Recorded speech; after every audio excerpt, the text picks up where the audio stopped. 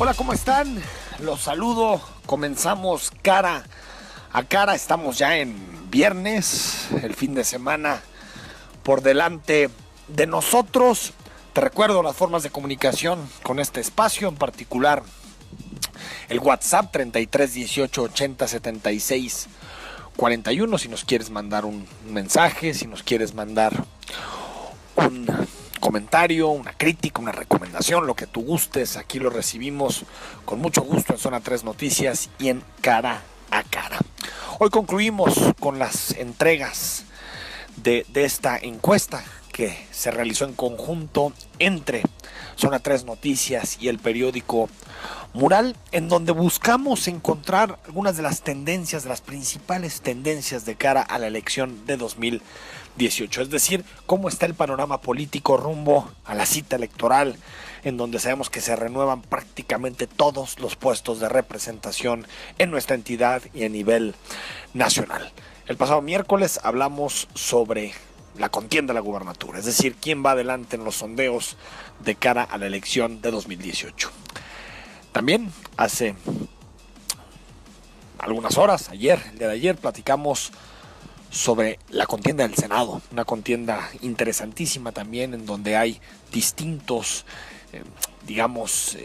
distintos tiradores, distintos contendientes con muchísimas posibilidades y en donde nos llevamos bastantes sorpresas en términos de lo que nos da esta encuesta elaborada por Mural en copatrocinio con nosotros, con Zona 3 Noticias. Ahora nos metemos a escudriñar, a inspeccionar cómo estás viendo tú, ustedes, los jaliscienses, cómo estamos viendo al gobernador del estado, Aristóteles Sandoval.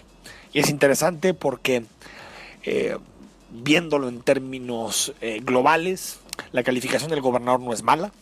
De acuerdo a este estudio, para noviembre de 2017, este estudio demoscópico, el gobernador del estado tiene 6.5 de calificación. Esto quiere decir que está aprobado por los jaliscienses, es una calificación del 0 al 10.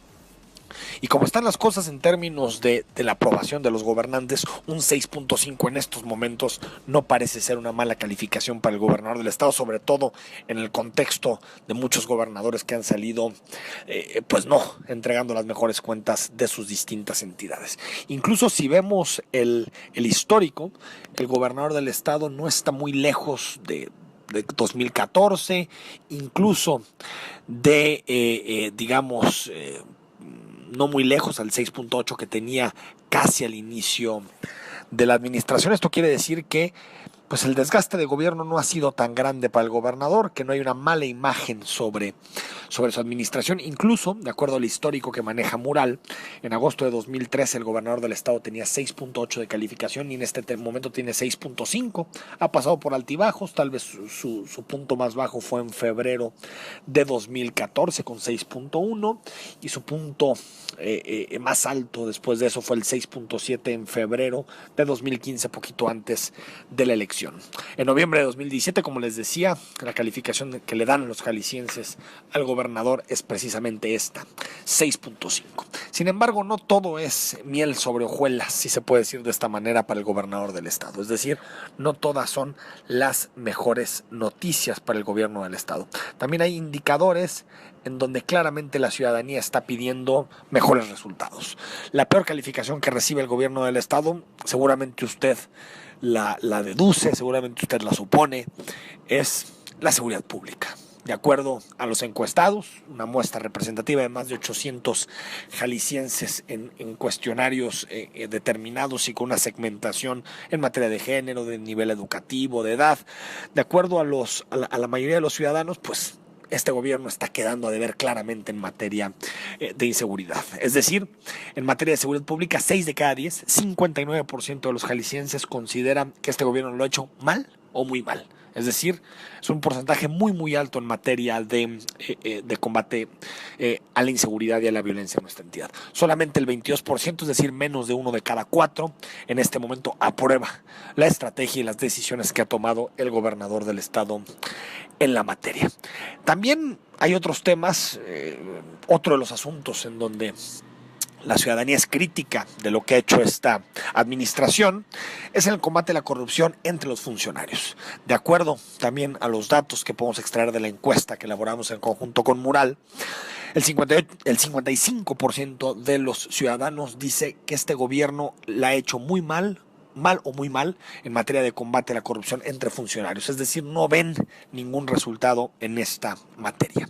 ¿Dónde sí ven resultados los ciudadanos? Uno, educación. 58% de los encuestados, de los ciudadanos en Jalisco, considera que la educación está bien o muy bien en Jalisco, y solamente 17 considera que está mal o muy mal, como uno de los primeros puntos en materia de lo que el ciudadano común considera que esta administración ha hecho bien. Segundo, salud. A pesar de todos los debates que hemos tenido en torno a la gestión de Antonio Cruces, casi la mitad de los ciudadanos, 47%, considera que la agenda de salud más o menos va por la vía adecuada. 44% apoya a los más necesitados, es decir, toda la estructura de programas sociales que se deriva de la Secretaría de Desarrollo e Integración Social. Esos son, digamos, los tres elementos que más relucen de acuerdo a la encuesta de las distintas políticas públicas que ha implementado la administración de Aristóteles Sandoval. Las dos peores, como decíamos, seguridad pública y combate a la corrupción. Hay una intermedia que es movilidad, es decir, cómo ha articulado la estrategia de movilidad y las distintas decisiones que ha tomado esta administración, en donde prácticamente hay un empate técnico. 38% considera que bien o muy bien lo ha hecho esta administración, 27% regular y 31% mal o muy mal. Esto quiere decir que prácticamente la agenda está en términos, se puede decir, de una igualación entre los que consideran que el gobierno del estado ha tomado buenas decisiones y los que consideran que no, que tiene que apretar en materia de movilidad. Ahí está el asunto de la inseguridad como uno de los primeros elementos que aparece.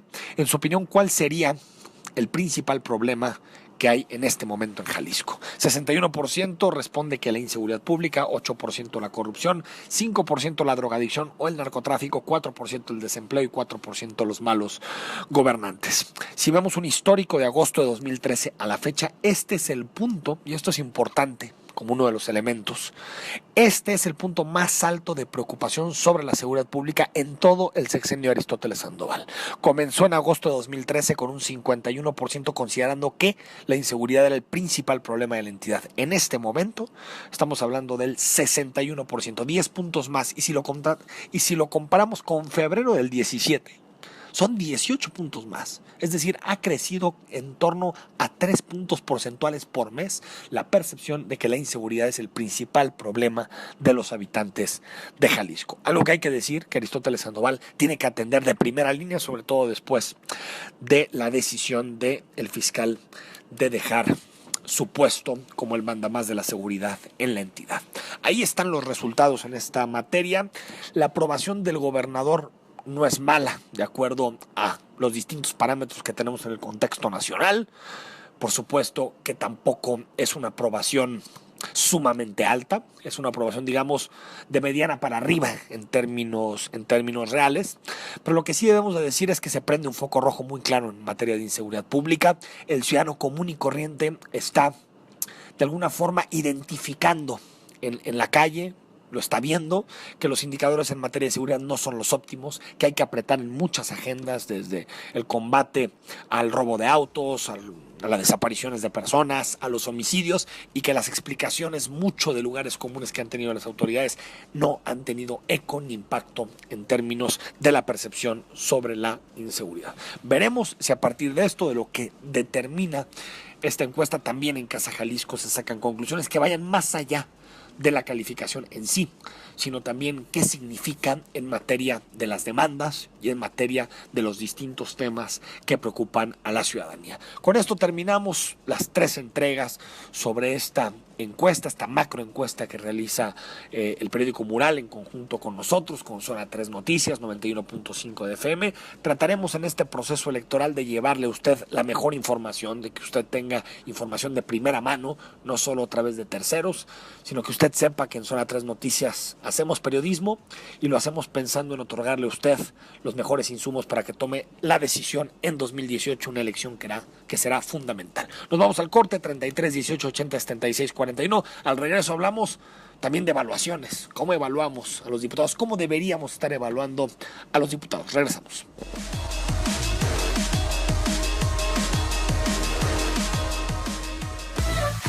Zona 3, Estética Auditiva, en el 91.5 FM.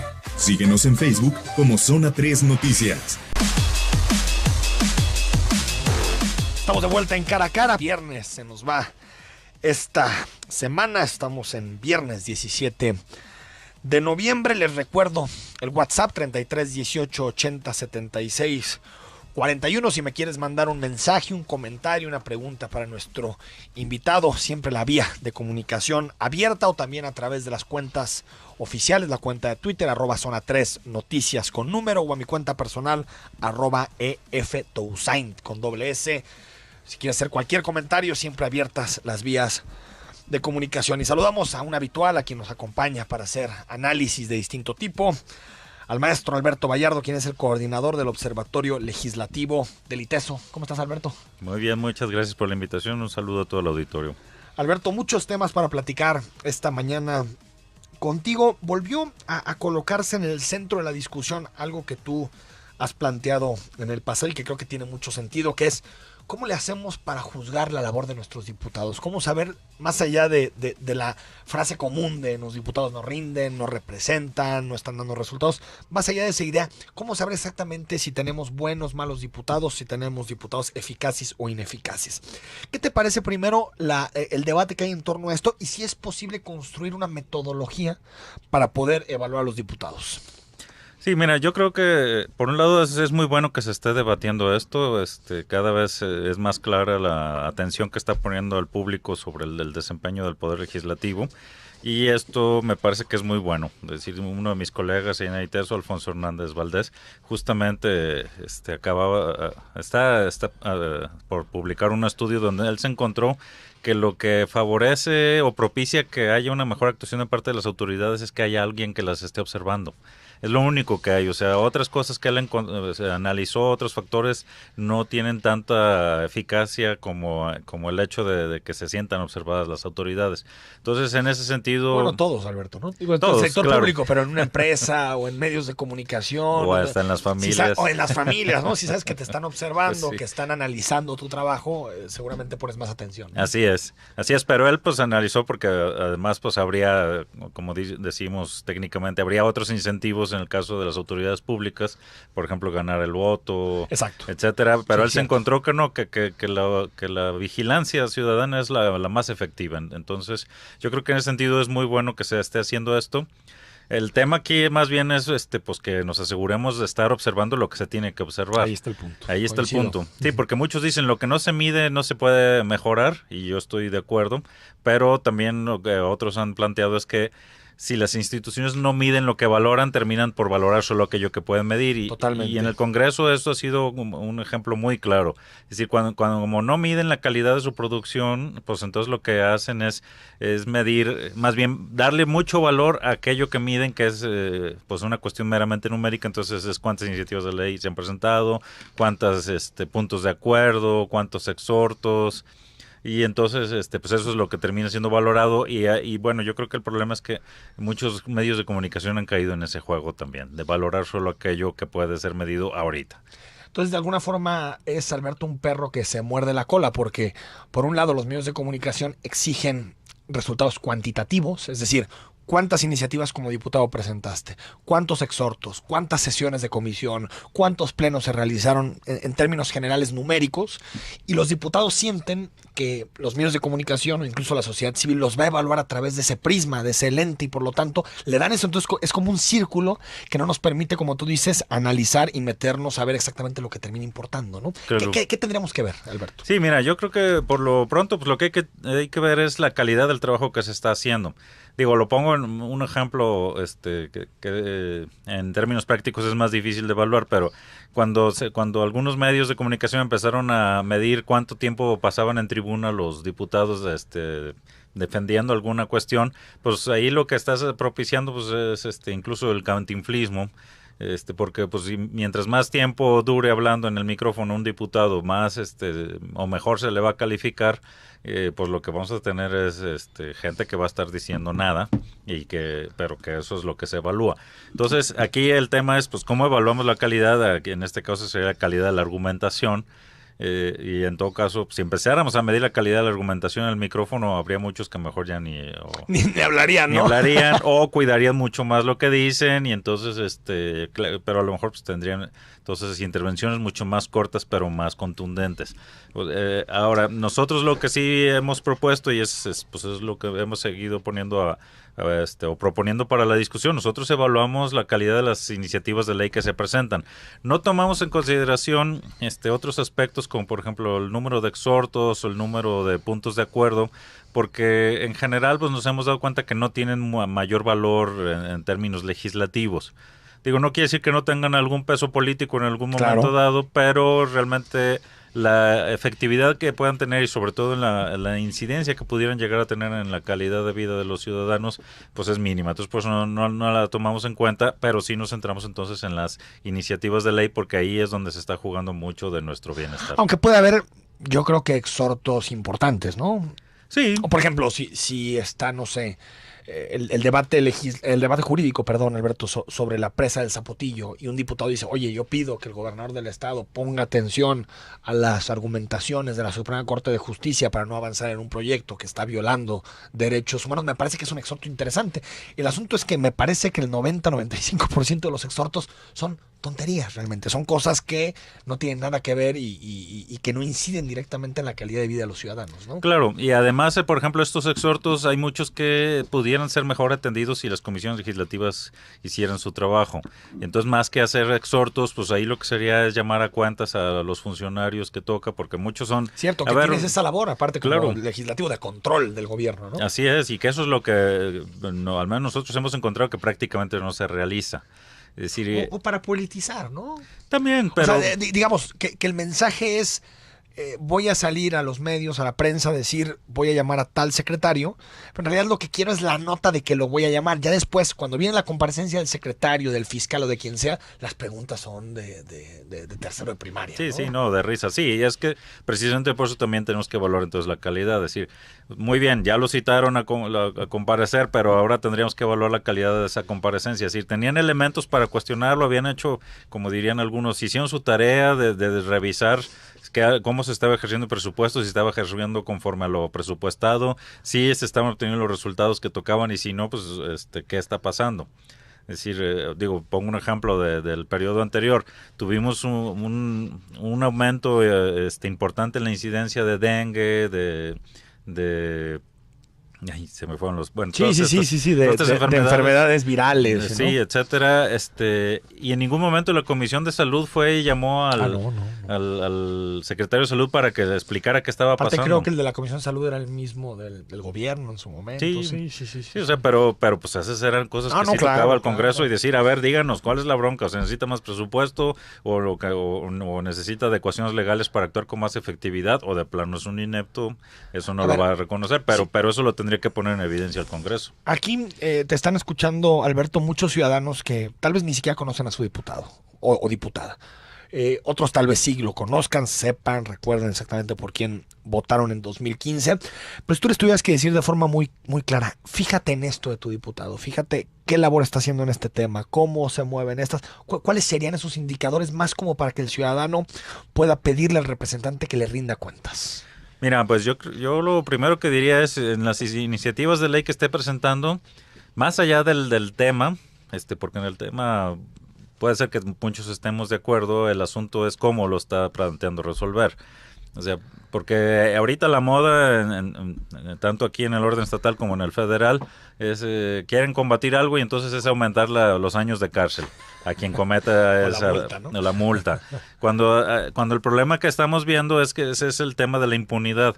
Entonces sí, la iniciativa de ley no contempla algo que digamos, a ver, realmente aquí se está trabajando para abatir la impunidad. Dices, diputado, estás en un diagnóstico que no tiene nada que ver, ¿no? Sí, y no va a servir para nada esa propuesta. Entonces, ahora, dirías que la fórmula sea la adecuada. Sí, y eso lo podemos observar también, así como en términos más o menos sencillos. Primero, sí que está claro pues que se va a sancionar a quien cometa o haga tenga una actuación indebida, pero además tiene que estar estipulado quién es el que tiene que sancionar y de qué manera se va a demostrar que alguien cometió esa acción. Que no quede al aire, ¿no? Así es, y ni a criterio de la autoridad determinarlo. Déjame ir al corte, Alberto, regresamos y retomamos. Tú como ciudadano, qué tendrías que fijarte en qué temas en específico para poder juzgar la labor de tu diputado?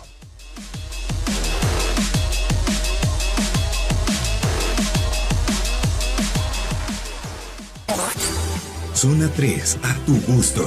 Un plus en el 91.5 FM. www.zona3.mx. Estamos de vuelta en Cara a Cara, platicando esta mañana con Alberto Vallardo, es el coordinador del Observatorio Legislativo del ITESO. ¿Cómo le hacemos para evaluar a nuestros diputados? Tú, que de pronto tienes de forma muy difusa, no sabes exactamente quién es tu representante, quién tendría que defender tus intereses frente a la soberanía popular, que es el Congreso del Estado. ¿Cuáles serían esos elementos evaluatorios en los que te tendrías que fijar para hacer un verdadero balance sobre el trabajo que está haciendo tu diputado? Te recuerdo, WhatsApp 33 18 80 76 41 si nos quieres escribir, mandar un comentario. Alberto, nos quedamos, uno de los temas que decías es ver si la fórmula, la pertinencia de la iniciativa tiene algo que ver con el problema, y no que se vayan con estas fórmulas medio demagógicas, ¿no? Que existen de aumenta años de cárcel, que no salga, cuando en realidad sabemos que el verdadero problema de muchos males públicos es la impunidad, ¿no? ¿Qué más? Sí, bueno, incluso por ejemplo, el tema como te decía de la impunidad es, bueno, sí está claro cuál es la sanción y cuál es la conducta inadecuada, pero tiene que quedar muy claro también de qué manera se va a comprobar si alguien cometió ese acto indebido, y además sí va a haber sanciones para la autoridad que no actúe de manera pertinente y oportuna. Es decir, si no entiendes todas estas cosas, pues la iniciativa pues sí es demagógica, es nomás darnos a tole con el dedo, decir, no, pues ya no lo van a hacer porque ya le pusimos 70 años de cárcel.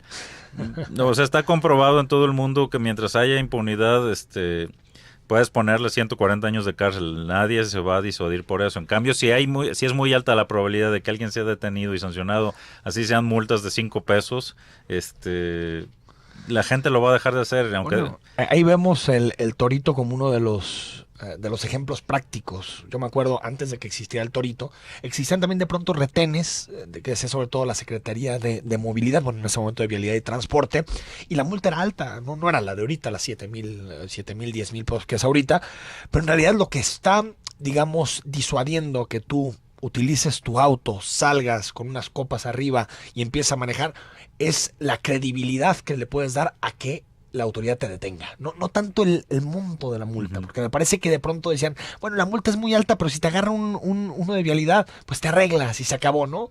Es decir, creo que el hecho de que haya una posibilidad alta de que te detengan es lo que termina disuadiendo la conducta, ¿no? Así es, igual lo que ha ocurrido, por ejemplo, con el tema de las fotomultas, que bueno, que había quien se ampara por el tema y demás, pero yo creo que hasta los datos que he tenido, pues sí ha hecho que disminuya muchísimo los excesos de velocidad, precisamente porque se tiene la certeza de que se va a ser multado.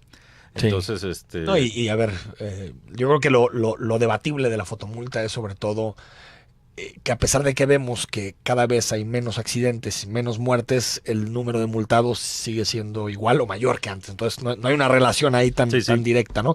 Ahora, Alberto, nombramientos, que es un tema muy importante que hace el Congreso como una de sus fórmulas supuestamente de contrapeso. Una función del Congreso es contrapesar al Ejecutivo. ¿Qué le dirías al ciudadano que ve, que todos los días nos escucha hablando sobre esto? Que ahora viene el auditor, ahora viene el fiscal anticorrupción, ahora vienen los magistrados del TAE, que todo esto se van a elegir de aquí a la segunda semana de diciembre. ¿Qué tendría que decirle a su representante? ¿Toma las decisiones basadas en qué? ¿Cómo representar el interés de su distrito? Sí, precisamente ese es otro tema que es muy importante, que es lo que nosotros llamamos la rendición de cuentas. Es decir, tienen que explicar de qué manera están usando o con qué criterios están utilizando un recurso que tienen a la mano, que es precisamente el de designar a funcionarios públicos. Vamos a poner, por ejemplo, el Auditor Superior del Estado, que para quien no lo sepa, el Auditor Superior es el que revisa y supervisa que se esté gastando el dinero público de la mejor manera posible y de acuerdo a lo que ya estaba estipulado manipulado, que no se esté desviando el dinero hacia otras partes. Vamos, un ejemplo más Eso es lo que debería de hacer, ¿no? Eso es lo que debería de ser. Si nos vamos a un caso extremo, el caso de Duarte de Veracruz, pues es un buen ejemplo de lo que pasa cuando un auditor no hace bien su chamba. Es decir, ¿y qué pasa? Pues entonces, ahí, claro, ahí el interés sobre todo de quienes son corruptos, de los funcionarios que son corruptos, de que haya un auditor que no haga bien su trabajo, pues va a ser fundamental. Un auditor carnal, para decirle en estos momentos, ¿no?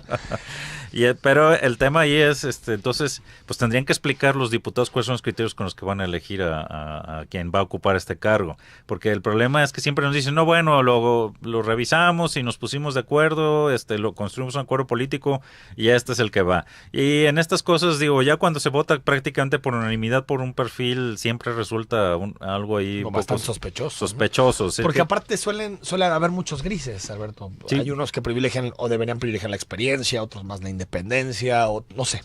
Y el hecho de que de pronto veas la cargada de todos los diputados votando por un perfil es porque el acuerdo está clarísimo, sí, ¿no? Sí. Y nosotros, al menos en lo que hemos ido revisando, es que nos hemos dado cuenta en el Observatorio Legislativo que cuando es un tema que no estaba dentro de la agenda de los partidos, de su propia plataforma electoral, que el partido vote de todos en la misma línea es algo muy sospechoso. Eso nos indica que alguien de fuera del Congreso, aunque pues sí del partido, les está indicando cómo fáctico, deben de votar. Sí. Y esto pues no debería de ser. En el caso de los nombramientos, pues es algo muy claro que ahí tendría que...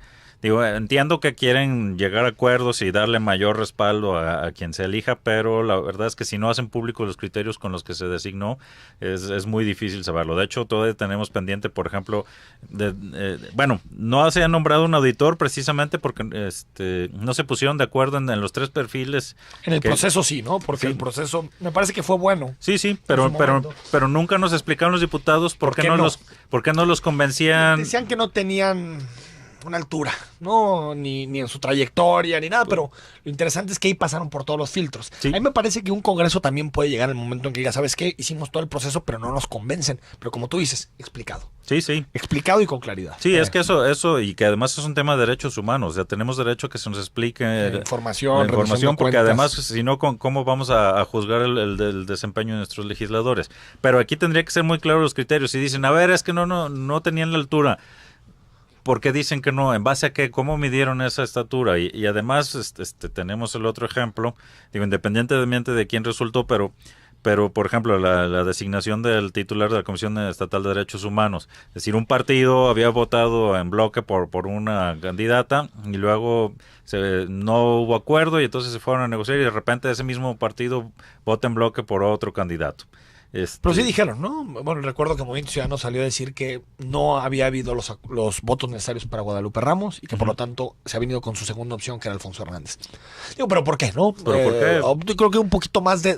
Pero fíjate, ahí en ese tema, es cierto, Movimiento Ciudadano cambió su voto, pero lo interesante es que al resto de los partidos no les preguntaron nunca por qué votaron por sus primeros. Así es. Decir, Movimiento Ciudadano, creo que el hecho de ser el partido mayoritario, creo que ya empatado, pero que llegó a ser el partido, de pronto le exige que sus posiciones sean mucho más claras, ¿no? Y también su discurso previo a llegar al Congreso. Claro, ¿no? pero los demás partidos, y en este caso el tendrían PRI, también que decir, el ¿por PRI qué? que prácticamente tiene el mismo número de diputados, tendría que haber dicho nunca algo, dijeron, ¿eh? Y nadie se los preguntó. Porque también votaron por otra sí. En un principio y después cambiaron su voto, porque creo que en las primeras Alfonso obtenía 1 o 2 votos y de pronto sacó, pues sí, a la segunda mejor opción, ¿no, Alberto? Sí. Ahora, Alberto, en otros temas que son también interesantes del Congreso, por ejemplo, servicio profesional de carrera, servicio civil al interior del poder legislativo.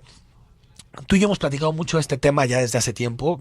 Y creo que esta legislatura lo tiene como una omisión clarísima. No han hecho prácticamente nada para avanzar en esa ruta. Al revés, me parece que la estructura del Congreso se cuotizó, se hizo más de cuotas, incluso que la legislatura 60. Es decir, las cuotas están mucho más claras que en otras legislaturas. Tal vez que la 60, porque la 59 y la 58 sí. Creo que eran peor en todas, en todo, sí. Sí, yo creo que ese también ha sido un tema, bueno, a mi parecer, con un manejo excesivamente partidizado, porque además, por ejemplo, todo el tema de los nombramientos que tienen que ver con el servicio administrativo y el Congreso, todo eso está partidizado. Es decir, el secretario ejecutivo, que es, digamos, el jefe de todos los que sirven administrativamente en el Congreso, lo pone un partido, luego el de recursos humanos lo pone otro partido, el jurídico otro partido, etcétera, y eso pues también provoca una situación de ingobernabilidad, porque finalmente luego si un funcionario de nivel medio tiene que tomar una decisión, ¿a quién tiene que obedecer? ¿Al secretario ejecutivo o al partido que lo puso?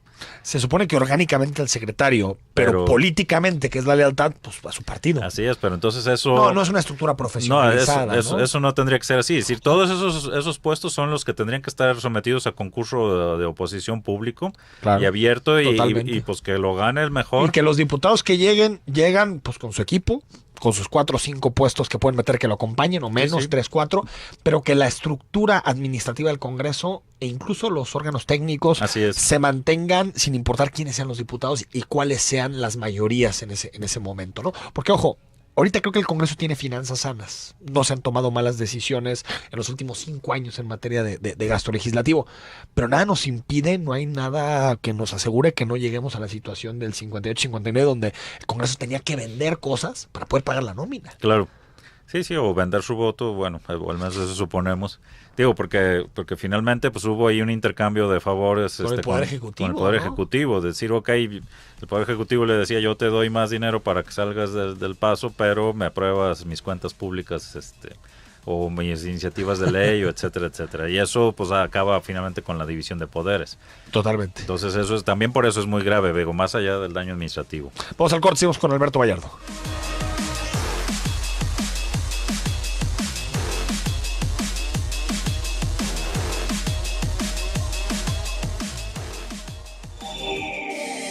El renacer de los grandes hits. Zona 3, 91.5 FM. Síguenos en Twitter como Zona 3 Noticias. Estamos de vuelta en Cara a Cara. Gracias por acompañarnos. Se nos termina la semana. Un gusto haber tenido contacto esta semana con todos ustedes a través de los temas que hemos platicado en Cara a Cara. 33 18 80 76 41 es el WhatsApp. Y hoy platicamos con Alberto Vallardo. Usted lo conoce, es profesor del ITESO y también aspiró a integrar el Comité de Participación Social del Sistema Estatal Anticorrupción. Llegaste hasta al penúltimo filtro, o al último filtro. Al último filtro. ¿Y qué te pareció en general el proceso? Si crees que llega un comité de participación adecuado, independiente, como para poder implementar buena parte de esta agenda anticorrupción. Sí, mira, yo en general como participante vi muy bien todo el proceso, se hizo público los mecanismos con los que se iban a valorar nuestros perfiles, y eso pues también ya permitió y dio más transparencia pues al asunto y bueno, finalmente yo creo que se eligieron muy bien los 5 integrantes de la Comisión de Participación Social. Me parece que tienen un muy buen perfil para lo que se está haciendo y el desempeño que han tenido hasta ahorita pues ha sido muy bueno. Y bueno, pues esa parte creo que quedó bien resuelta. Lo que sigue pues es que pues la ciudadanía en general pues estemos apoyando a este comité para, pues sobre todo para, digamos, ser como un altavoz de lo que ellos digan. Porque si, en mi experiencia es que si dejamos a estos comités, como me ha pasado con consejos ciudadanos, donde la ciudadanía se desentiende y dice, pues ahí están ya los ciudadanos representando, pues no pasa nada. O sea, más bien lo que necesitamos es que haya claridad en que tanto el Comité de Participación Social está planteando cosas que la ciudadanía pues está respaldando. En esa medida pues también será más difícil que los poderes establecidos los ignoren. No digo entonces que siempre se va a hacer lo que digan ellos, pero por lo menos muchas cosas sí se harán mucho mejor, como de hecho pudo haber sido peor todo este asunto. No, claro. Si la ciudadanía no se hubiera involucrado, si no hubiera presionado al Congreso, también la comisión de selección, los 9 que eligieron a este comité, también probablemente hubiera sido mucho peor su desempeño, porque incluso hasta los mismos diputados tal vez hubieran elegido a gente que no tuviera ningún interés en hacer bien las cosas. La comisión de selección, mis respetos, sin cobrar un peso, pusieron su tiempo, su creatividad para ser muy transparentes. Ahí está el libro blanco con todas las decisiones, por qué unos, por qué otros. Y me parece que en general el Comité de Participación Social tiene un reto de entrada, que es decirle a la ciudadanía para qué sirve. Es decir, ¿por qué están ahí? Porque nos hemos pasado ¿qué te gusta? Meses, Alberto, discutiendo por qué es importante que haya ojos de los ciudadanos dentro de las instituciones, por qué es importante supervisar.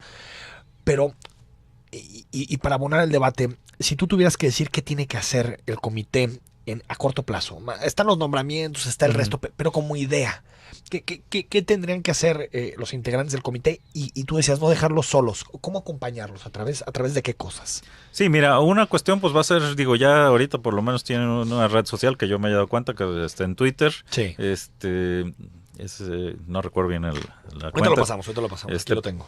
Pero tienen esa cuenta, entonces pues por lo pronto irse dando cuenta de lo que están sacando. No, de hecho ya tienen una página electrónica también, entonces ir revisando los comunicados que están haciendo, darse cuenta de lo que se está proponiendo, porque también por estos medios van a estar dando a conocer las propuestas que van a hacer para ir controlando la corrupción. Eso también yo creo que es importante ir acotando. En los países donde se ha hecho bien estos trabajos de combate a la corrupción, se tardan alrededor de 10 años en que empiece a hacer efectos. Entonces, yo creo que ese es otro asunto que como ciudadanos tenemos expectativa, ¿no? Sí, hay que moderar nuestras expectativas. No quiere decir que bajemos la presión, pero que no nos desesperemos. O sea, es distinto. O sea, si nos desesperamos, pues no se va a resolver nada. Porque si nos desentendemos del asunto, decimos que no. Y la otra es que también tener bien claro, el Comité de Participación Social no van a ser los encargados de perseguir a los corruptos. O sea, si no han detenido a nadie, pues no, porque esa no es su función. Su función es más bien, por ejemplo, de los casos de corrupción que se vayan detectando, que eso sí le va a tocar al fiscal anticorrupción ir a perseguirlos y a tratar de meterlos a la cárcel, demostrar que los actos de corrupción en los que incurrieron, eso le toca al fiscal. Pero este Comité de Participación Social, su trabajo va a ser, a partir de estos casos de corrupción que se vayan detectando, encontrar qué es lo que permitió que se diera esa corrupción y entonces van a recomendar las acciones necesarias para evitar que eso se repita. Que me parece que eso es tal vez más importante, porque bueno, pues ir agarrando a los corruptos uno por uno y meterse a cárcel es muy necesario, pero si no cerramos la puerta por la que están entrando todos los corruptos, pues entonces no vamos a avanzar gran cosa. O sea, hay que agarrarlos, pero además impedir que otros entren. O sea, aquí lo que hay que definir es dónde es más posible, vamos, los que trabajamos en temas de solución de problemas, hablamos ahí coloquialmente de algo que le dicen la regla de Pareto, que es decir, el 80% de los problemas son causados por un 20% de los componentes. Entonces, lo que hay que hacer es localizar ese 20% de componentes que están causando toda esa problemática y una vez que se resuelvan, bueno, pues otra vez volvemos a aplicar la regla de Pareto. Corrupción es un problema sistémico que involucra a privados, a públicos, a entes de gobierno, a empresas. Pero creo, Alberto, que lo primero en lo que nos tenemos que enfocar es que las instituciones del Estado estén blindadas. No en pensar que tenemos que desarticular todo el sistema de la corrupción, que es el tránsito. Es importante, pero ¿cómo hacer para que de alguna forma las instituciones del Estado realmente puedan estar no blindadas, pero sí que sean muy poco porosas a la corrupción, porque las instituciones del Estado son las que defienden el interés público, ¿no? Sí. Tendría que ser lo primero, más allá de grandes debates sobre corrupción, ¿no? Sí, no, yo creo que pues una buena parte va a ser primero definir con claridad el tema de cómo, de qué se entiende por corrupción y cómo se va a demostrar. Sí, porque nos hemos encontrado, pongo un ejemplo. Todo el tema, por ejemplo, de los delitos electorales, están formulados los delitos electorales de una manera tan compleja que difícilmente a alguien se le va a poder demostrar eso. O sea, prácticamente se pide que haya alguien, que un notario público haya dado cuenta de todos los momentos en los que se estuvo incurriendo en actos de delincuencia electoral para que entonces se pueda proceder. O sea, pues esto es absurdo. O sea, lo que tiene que ser sí lineamientos generales, pero que además sean asequibles. Hiciste un meeting y eso tiene este costo. Así es. ¿Te gusta o no te gusta? Y repartiste, ¿no? Cachuchas, pues ¿cuánto cuestan? A valor comercial y si quieres, ok, con precio, con descuento de mayoría. Ok, ¿cómo definir la corrupción de manera que sea algo que realmente pueda ser demostrable y claro, obviamente que demuestre que sí hubo un acto de corrupción y no nada más un asunto de persecución política que también se podría dar. Alberto Vallardo, gracias por haber estado con nosotros por esta hora de charla. Gracias. No, pues gracias a ti por la invitación. Un saludo a todo el auditorio. Nosotros nos vamos.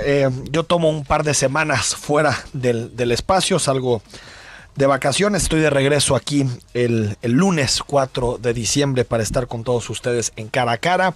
Estas 2 semanas se queda mi compañera Elsa Arenas para hacer entrevistas en vivo con funcionarios públicos, distintos temas de actualidad e interés público. Soy Enrique Tucen y nos escuchamos en un par de semanas.